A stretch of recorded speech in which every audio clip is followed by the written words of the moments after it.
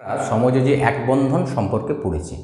আজকে পড়ব সমযোজী দ্বিবন্ধন, অর্থাৎ দুটি করে বন্ধন থাকবে। কিভাবে সমযোজী দ্বিবন্ধন তৈরি হয় সেই সম্পর্কে আমরা পড়ব। সমযোজী দ্বিবন্ধন সম্পর্কিত দুটি যৌগ আমাদের আছে, সেই দুটি যৌগ সম্পর্কে আমরা পড়ছি।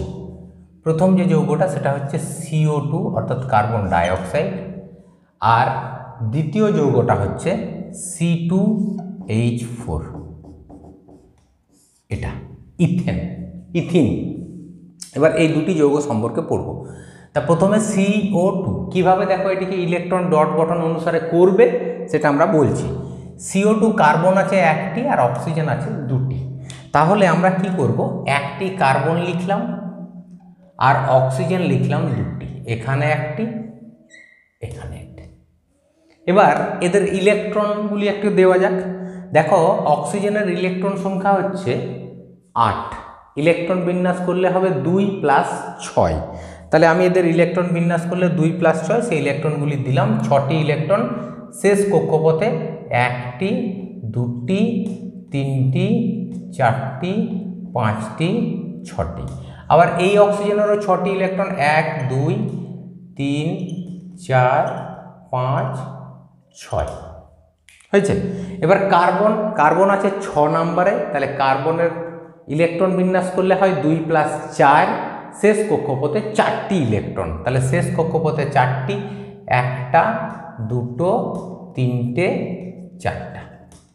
এবার দেখো এই অক্সিজেন আছে 6টি ইলেকট্রন, তাহলে 8টি করতে গেলে 2টি ইলেকট্রন প্রয়োজন। এই অক্সিজেনেরও 6টি আছে, 8টি করতে গেলে 2টি ইলেকট্রনের প্রয়োজন। কার্বনের আছে 4টি, এ যদি 8টি করতে চায় তাহলে এর কিন্তু আরও 4টি ইলেকট্রনের প্রয়োজন।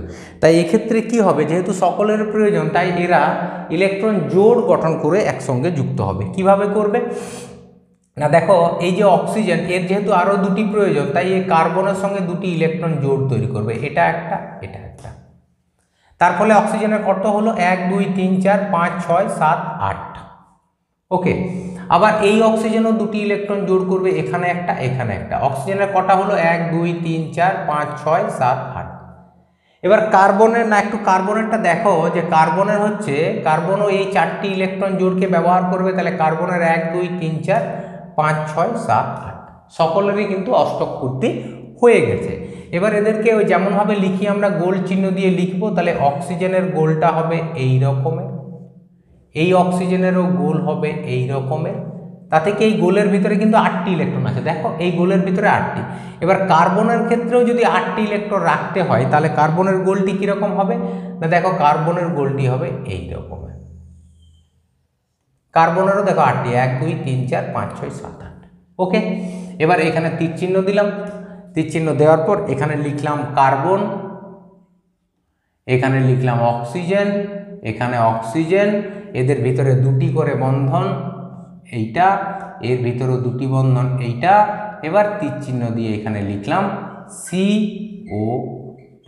যেহেতু 2টি করে বন্ধন আছে তাই আমরা এখানে বলছি এটাকে সমযোজী দ্বিবন্ধন, অর্থাৎ কার্বন ডাইঅক্সাইডের মধ্যে সমযোজী দ্বিবন্ধন আছে। এবার আমরা পড়ব C2H4। এখানে কার্বন আছে 2টি, অক্সিজেন আছে 4টি। তাহলে প্রথমে আমি 2টি কার্বনকে লিখছি। দেখো এই একটি কার্বন, এখানে এই আরেকটি কার্বন, 2টি কার্বন।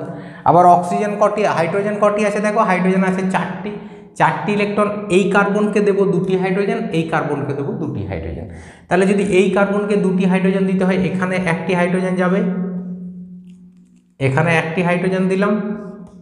ওকে, এখানে একটি আর এখানে একটি দিলাম হাইড্রোজেন। এই কার্বনেরও 2টি হাইড্রোজেন, এখানে একটি এখানে একটি। তুমি যেখানে খুশি দিতে পারো, এই হাইড্রোজেনকে উপরে দিতে পারো, এটাকে উপরে দিতে পারো, অসুবিধার কিছু নেই। এবার ইলেকট্রন সংখ্যাগুলি লিখছি। না দেখো এই কার্বনের যে ইলেকট্রন সংখ্যা, এই কার্বনের ইলেকট্রন সংখ্যা, কার্বনের বাদ দিয়ে প্রথমে হাইড্রোজেনের ইলেকট্রন তো একটি, এই হাইড্রোজেনের ইলেকট্রন কটি বলো তো একটি, এরও ইলেকট্রন একটি, এই হাইড্রোজেনের ইলেকট্রন একটি। এবার কার্বনের ইলেকট্রনগুলি একটু দেখা যাক, কার্বনের ইলেকট্রন কোটি না, এই কার্বনের ইলেকট্রন সংখ্যা যেটা হচ্ছে, সেই কার্বনের ইলেকট্রন সংখ্যা হচ্ছে 6টি, অর্থাৎ 2 + 4, শেষ কক্ষপথে 4টি, 1 2 3 4। এই কার্বনেরও 4টি, 1 2 3 4। ওকে, এবার দেখো হাইড্রোজেনের একটি আছে, তার তো আরেকটি প্রয়োজন, তাই সে কি করবে, এখানে একটি ইলেকট্রন জোড় তৈরি করবে। এই হাইড্রোজেনের এখানে একটি ইলেকট্রন জোড়, এই হাইড্রোজেন এখানে একটি ইলেকট্রন জোড়, এই হাইড্রোজেন এখানে একটি ইলেকট্রন জোড়। তাহলে দেখো প্রতিটি হাইড্রোজেনের কিন্তু দুটি করে ইলেকট্রন হয়ে গেল। এবার কার্বনের ইলেকট্রন করতে হবে 8টি। কার্বনের কটি হলো দেখো, যদি এই দুটি ইলেকট্রন জোড়কে ব্যবহার করে 2 2 4 5 6টি, এরও দেখো 2 2 4 5 6টি। তাহলে এখন কি করবে, আরও দুটি করে প্রয়োজন, তাই এরা নিজেদের মধ্যে আবার দুটি ইলেকট্রন জোড় তৈরি করবে। এবার এদেরকে লিখবো দেখো গোল চিহ্ন দিয়ে। তাহলে হাইড্রোজেনের গোলটা হবে এই রকম, এই হাইড্রোজেনটা হবে এইভাবে, এই হাইড্রোজেনটাকে এরকম করে লিখলাম, এই হাইড্রোজেনটাকে এরকম করে লিখলাম।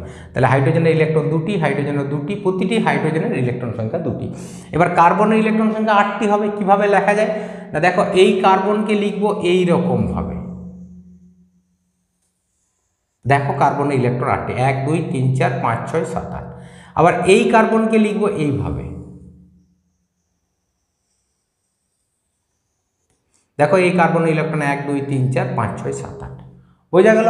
এবার তীর চিহ্ন দিলাম, এখানে লিখলাম হাইড্রোজেন, এখানে লিখলাম কার্বন, এখানে কার্বন, এখানে হাইড্রোজেন।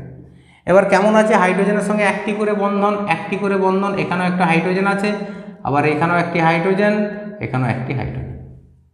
আর কার্বন কার্বন নিজেদের মধ্যে কটি বন্ধন আছে, দুটি। তাহলে কার্বন কার্বন যে বন্ধনটি সেটা হচ্ছে দ্বিবন্ধন, এখানে দিলাম দুটি বন্ধন। তাহলে এইভাবে কার্বন কার্বন দ্বিবন্ধন দ্বারা যুক্ত হয়, তাই এটা হচ্ছে সমযোজী দ্বিবন্ধন। এরপরে তোমরা তীর চিহ্ন দিয়ে এখানে লিখে দিবে C2H4। বোঝা গেল, এটা হলো সমযোজী দ্বিবন্ধন।